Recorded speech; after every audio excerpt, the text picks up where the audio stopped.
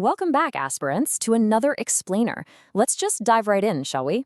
Today we're tackling the massive, almost mind-boggling chronological journey of how the completely fragmented map of post-independence India was stitched together into a unified nation. If you've ever stared at a map of India and wondered how on earth it actually came together after the British packed up and left, well, you're exactly where you need to be. We're going to trace the exact steps from the absolute chaos of 1947 all the way to the definitive boundary changes of 1956. This is incredibly high-yield stuff for your understanding of Indian governance and a rock-solid foundation for your exams.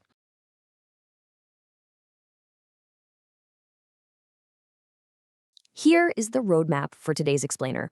Integrating the princely states, the 1950 four-fold classification, early linguistic state demands, the creation of Andhra state, and finally, the States Reorganisation Act of 1956. Section 1. Integrating the princely states, the immediate challenge of 1947.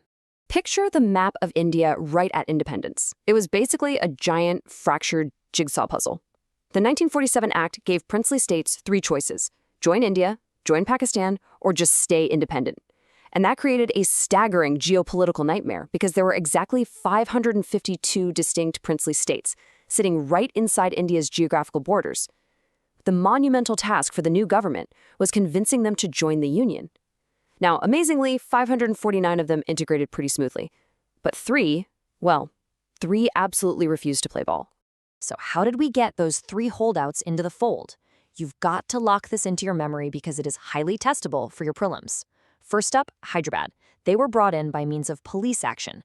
Next, we have Junagarh, which integrated following a referendum. And finally, Kashmir, which joined via the instrument of accession. Really highlight these specific methods in your notes. Section 2.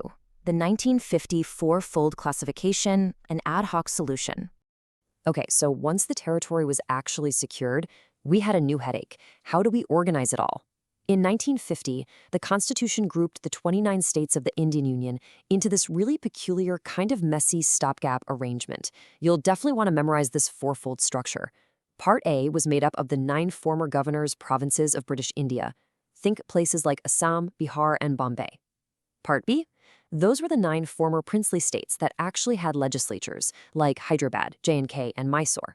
Then you had Part C, which were 10 centrally administered areas, places like Delhi, Ajmer, and Bhopal.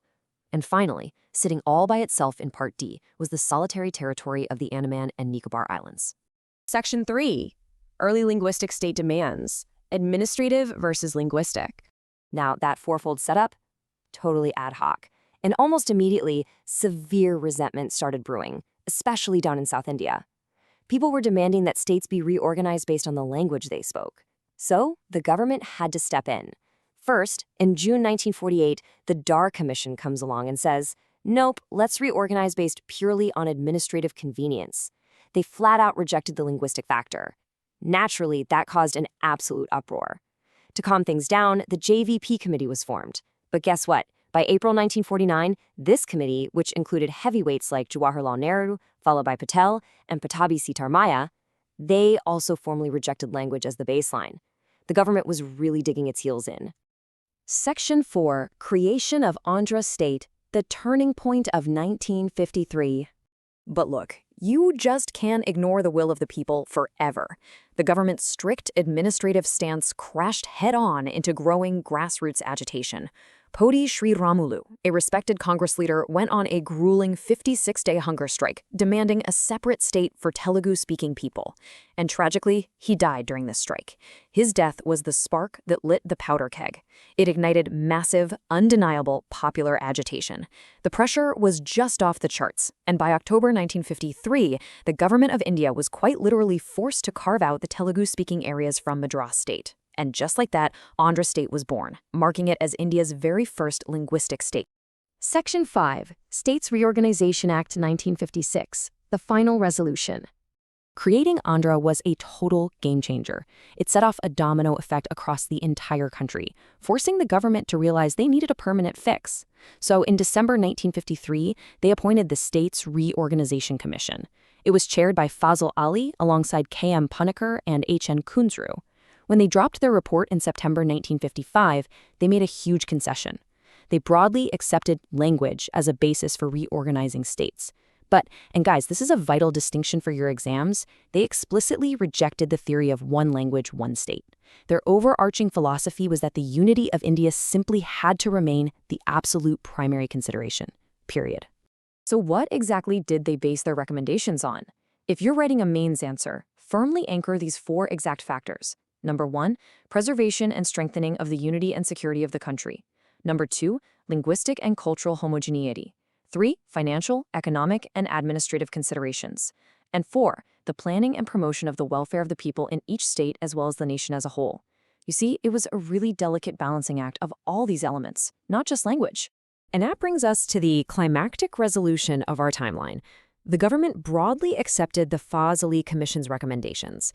Through the States Reorganisation Act of 1956 and the 7th Constitutional Amendment Act, that messy, clunky 4-fold system of Part A, B, C, and D states was totally swept away. The map was cleaned up dramatically. Territories were merged together. For example, the Telugu-speaking areas of Hyderabad were folded into Andhra to create Andhra Pradesh, and Saurashtra was merged into Bombay. So when the dust settled on November 1, 1956, India was reorganized into exactly 14 states and 6 union territories. But history doesn't just freeze in 1956, right? Linguism and regional pressures didn't just vanish overnight, which leaves us with a massive question to ponder. If the 1956 Act so neatly packed us into just 14 states, how did continuous pressure eventually fracture that very same map? How did we go from there to the creation of Gujarat, Punjab, Haryana, Telangana, ultimately giving us the 28 states we see today? That continuous evolution is exactly what we'll be tackling next. You're now perfectly prepped with a foundational timeline. Keep reviewing these notes, stay focused, and I'll catch you in the next explainer.